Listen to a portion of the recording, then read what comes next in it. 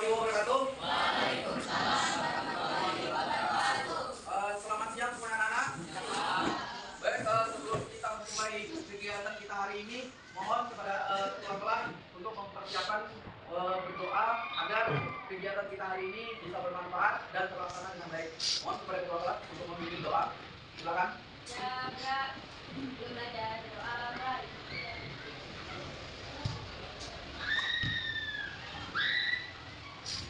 Doa kita mengucapkan salam. Assalamualaikum warahmatullahi wabarakatuh. Waalaikumsalam warahmatullahi wabarakatuh. Selamat siang semuanya. Bagaimana kabarnya? Alhamdulillah. Baik, sebelum lanjut, Bapak ingin ngecek kehadiran kalian hari ini. Kira-kira siapa yang hadir? Nihil. Oh, Nihil. Alhamdulillah ya. Semuanya hadir dan tetap semangat untuk mengikuti kegiatan pembelajaran kita hari ini. Ya, baik. Sekarang Bapak ingin menyampaikan sebuah materi, yaitu tentang etika dan risiko kecerdasan artifisial. Nah, etika dan risiko dalam kecerdasan artifisial ini, ya, Bapak ingin menyangkutkan atau mengulas kembali materi kita sebelumnya kemarin tentang konsep apa? Berpikir komputasional. Nah, konsep berpikir komputasional itu konsep yang bagaimana?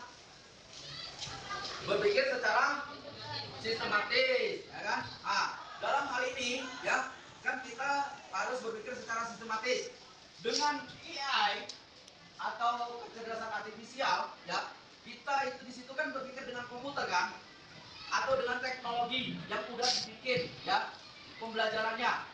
Untuk lebih semangatnya, biar kalian lebih semangat dalam menerima materi hari ini, lebih energi karena udah ada yang lemes, membaringkan kepalanya di meja, ya. Nah, sekarang Bapak ingin memutar video dulu, ya. Coba semuanya berdiri dulu. Ayo, berdiri dulu semuanya. Iya, kita berdiri dulu sila. Ya. Baik. Pertama kali ikut dari ceramahnya, silakan ikutin biar lebih semangat. Ayo semangatnya, yang ngantuk biar lebih bangun lagi. Diputar-putar, tangan di atas. Ayo diputar lagi, tangan di pundak, digoyang diputar lagi, tangan dilutut, digoyang. Ayo, putar-putar. Putar-putar, digoyang.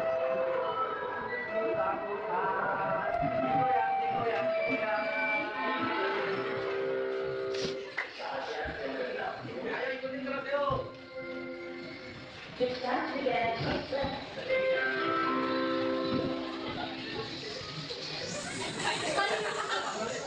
Ayo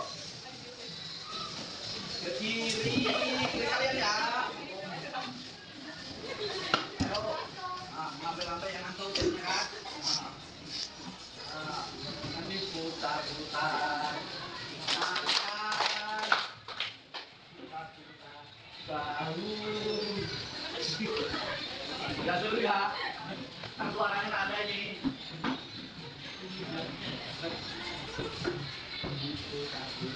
Oke, mungkin saja ya.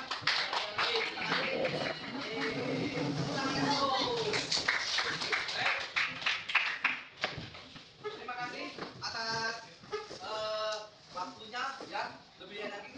Ilham, kenapa? Udah eksplisit kenapa kok masih lemes ya? Baik, dalam kegiatan kali ini dan hari ini ya, tujuan dari pembelajaran tentang etika dan risiko kecerdasan artifisial ini adalah memahami konsep dasar kecerdasan artifisial dan penerapannya dalam kehidupan sehari-hari ya. Kemudian yang kedua, mengidentifikasi isu tentang etika dan risiko dari penggunaan teknologi kecerdasan artifisial. Yang ketiga, menganalisis dampak positif dan negatif dari penggunaan kecerdasan artifisial secara kritis. Kemudian menunjukkan sikap bijak dan bertanggung jawab dalam menggunakan teknologi berbasis kecerdasan artifisial.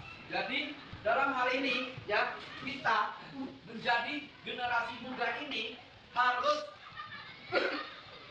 mengerti dan paham ya tentang etika dan risiko dalam kecerdasan artifisial. Oke. Sekarang Bapak ingin tahu ya dari kalian. Di antara kalian kan sudah sering menggunakan tentang kecerdasan artifisial atau apa? Kata lain dari kecerdasan artifisial ini apa? AI, ya. Oke. AI yang pernah kalian gunakan apa aja?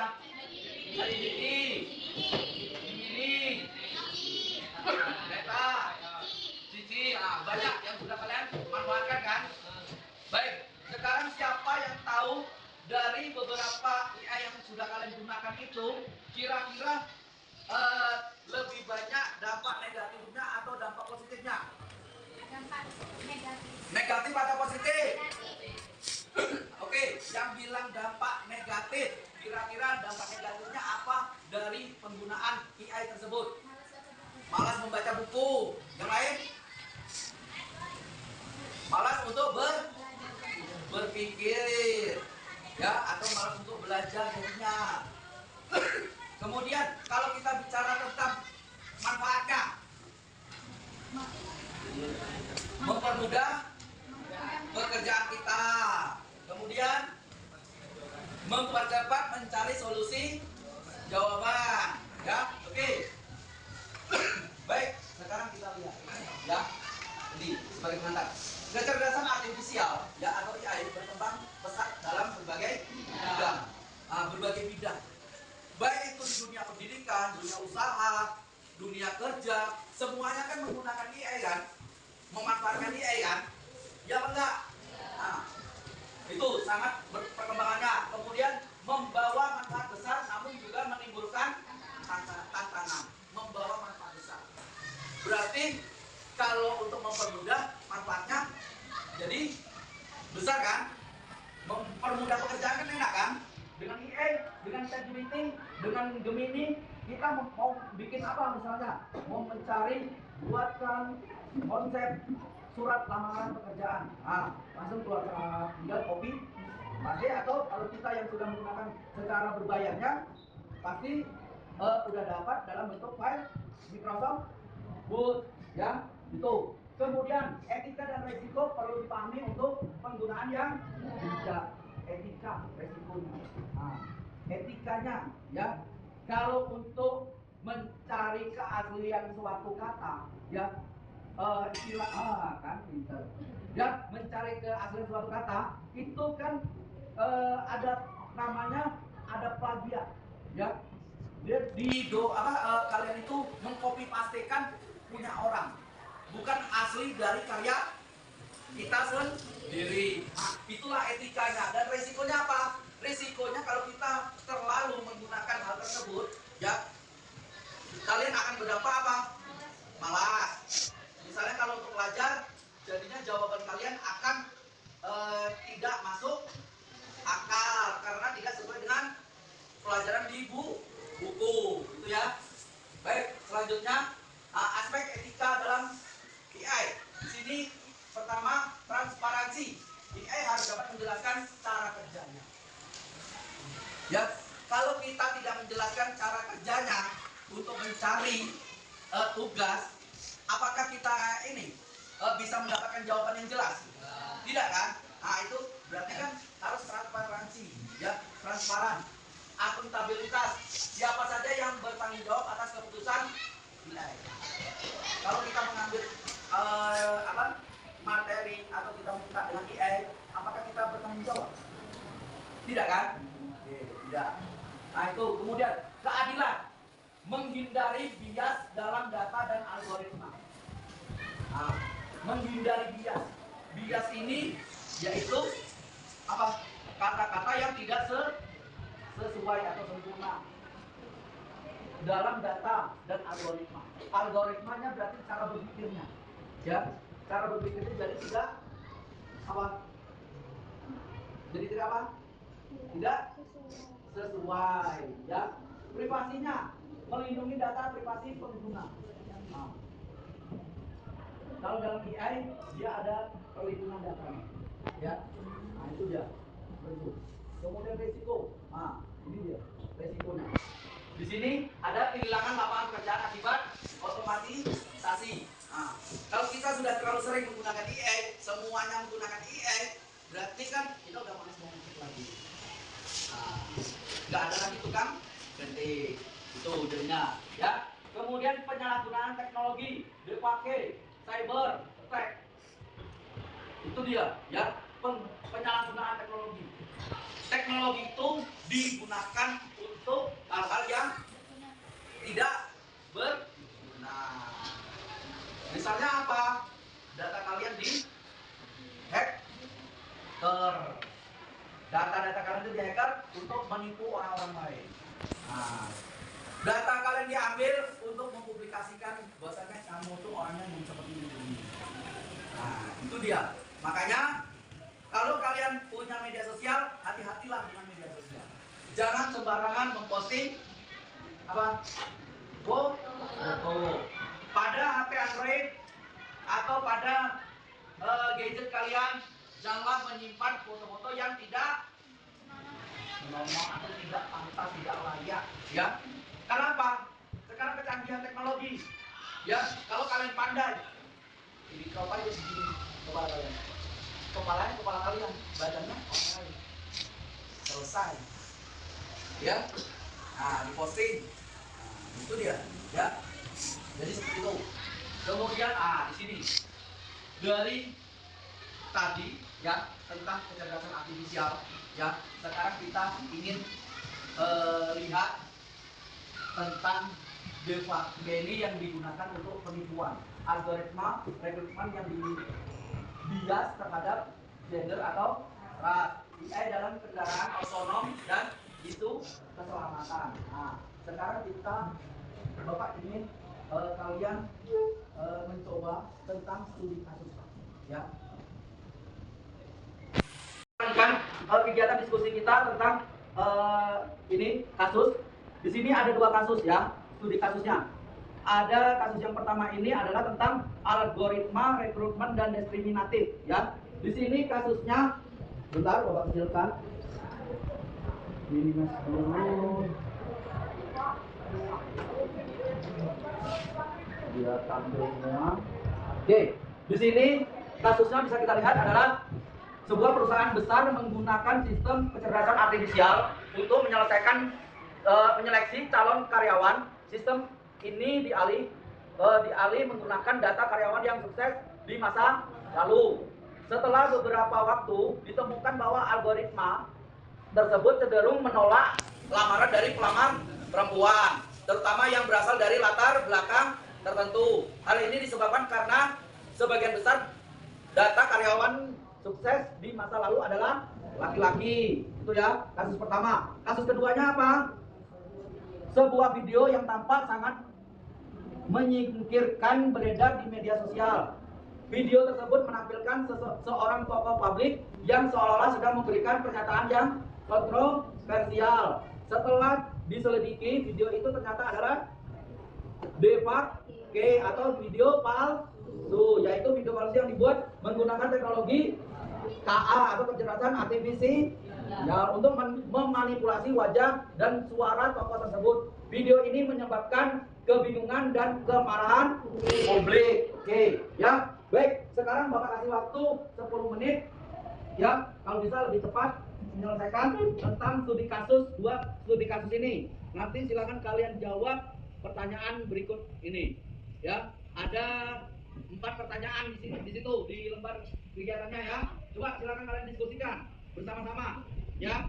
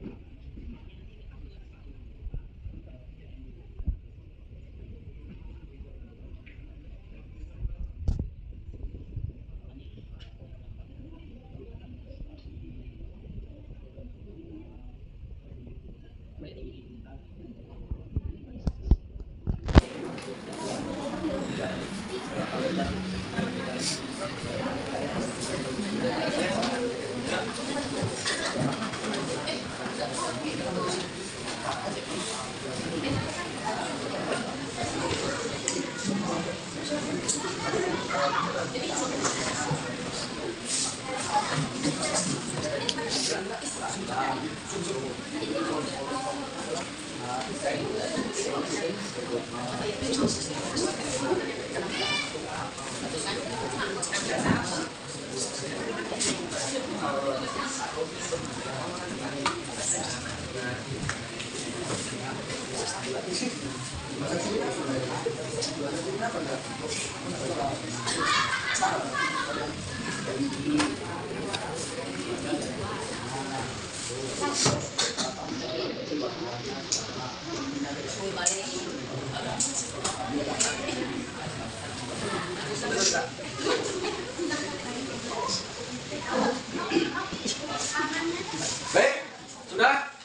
sudah cukup. Baik, kalau sudah cukup diskusinya, sekarang silakan kira-kira untuk pertanyaan pertama tentang identifikasi masalah, ya. Yang dimana di sini soalnya apa masalah etika yang muncul dalam kasus 1. Kemudian jelaskan mengapa hal itu dianggap tidak etis. Oke, silakan siapa yang ini? Ya, silakan Dino. Masalah etika yang muncul adalah ketidakadilan dan diskriminasi bisa gender dan latar belakang yang diakibatkan oleh sistem kecerdasan artifisial (AI) dalam proses rekrutmen. Jelaskan mengapa hal itu dianggap tidak etis. Masalah muncul karena sistem AI tersebut melanggar prinsip keadilan dan kesetaraan, secara otomatis menerapkan kembali biasa histori yang diskriminatif dan melakukannya tanpa transparansi yang memadai, sehingga berpotensi mengurangi individu dan masyarakat. Oke. Tadi masalah etikanya yang muncul, kasus 1 tadi masalahnya apa? Menurut Dino, apa masalah yang muncul? Ya.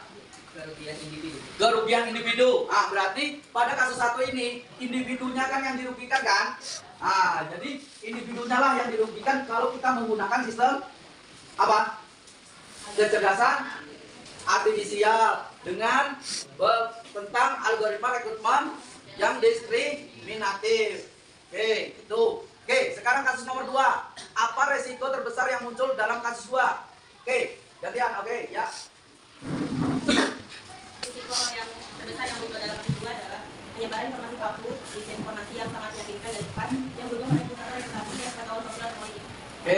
Mengapa risiko ini sangat berbahaya? Yang pertama, karena menghasilkan kepercayaan publik. Ya. Yang kedua, ada konsekuensi dunia nyata yang serius. Ya, terima kasih. Itu dia ya. Jadi seperti itu. Untuk resiko terbesar yang muncul kalau kita melakukan kesalahan ini, ya, video pemalsuan sebuah video, ya, kita akan terasa rugi, ya, dalam publikasinya atau di media sosialnya, ya, itu. Oke, sekarang kita lihat dampak. Siapa saja pihak yang dirugikan dari kasus 1 dan kasus 2 dampaknya. Siapa lagi untuk dampak? Silakan. Ayo untuk dampaknya. Siapa yang mau membacakan hasil diskusinya? Ya, silakan. Pihak yang dirugikan dan dampaknya. Di kasus 1, yang dirugikan ada pelamar perempuan yang ditolak dan perusahaan pengguna KA. Dampaknya itu ada kerugian individu dan kerugian bisnis atau reputasi. Kalau di kasus 2, pihak yang dirugikan ada tokoh publik yang difitnah, masyarakat publik, platform media sosial. Dampaknya itu ada perusahaan aplikasi, kepada sosial, kredibilitas seluruh. Ya. Itu dia salah satu contoh dampaknya ya untuk dari 2 kasus tersebut.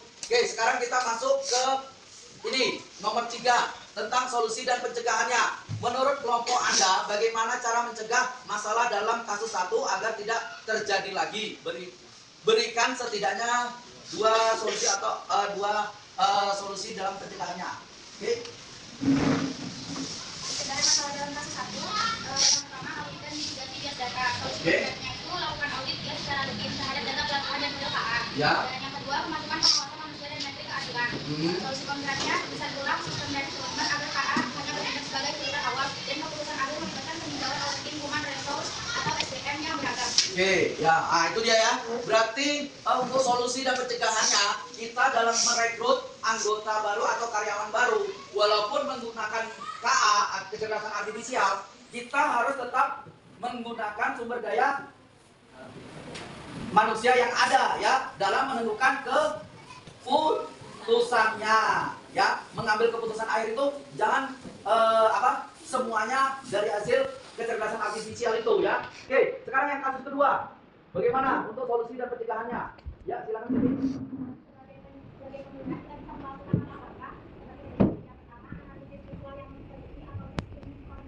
Ya.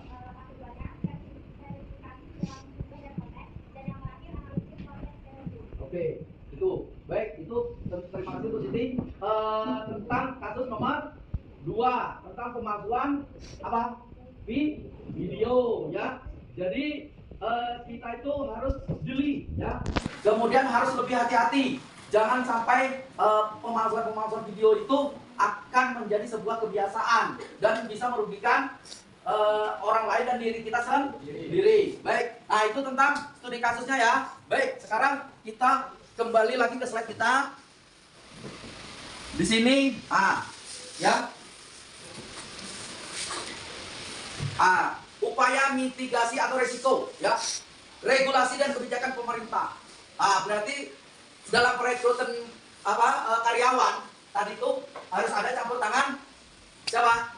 Pemerintah, ya. Kebijakannya juga membuat kebijakan itu tidak terlalu mempersulit calon karyawan atau calon pekerja. Kemudian audit algoritma secara berkala.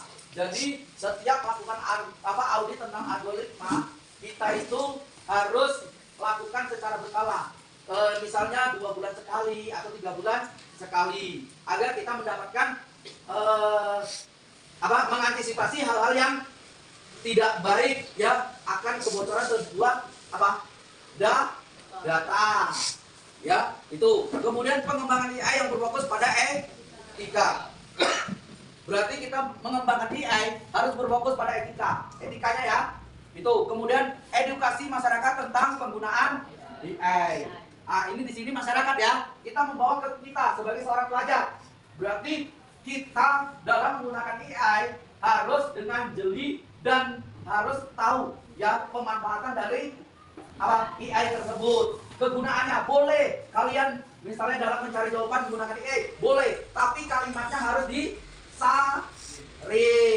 Kalimatnya harus jangan bulat-bulat yang dari AI itu yang kalian salin ke buku kalian, ya. Jadi seperti itu. Baik, sekarang ini kesimpulannya, ya. Di sini ada kesimpulannya. Jadi, sekarang kalau menurut kalian dari materi kita hari ini tentang etika, ya, sebelum ke situ, etika dan risiko dari kecerdasan artifisial. Siapa sih yang bisa menyampaikan apa kesimpulan dari pembelajaran kita hari ini? Dengan kita melihat tentang etika dan kecerdasan artifisial dan kita melihat studi kasus yang tadi. Ayo, siapa yang bisa menyampaikan?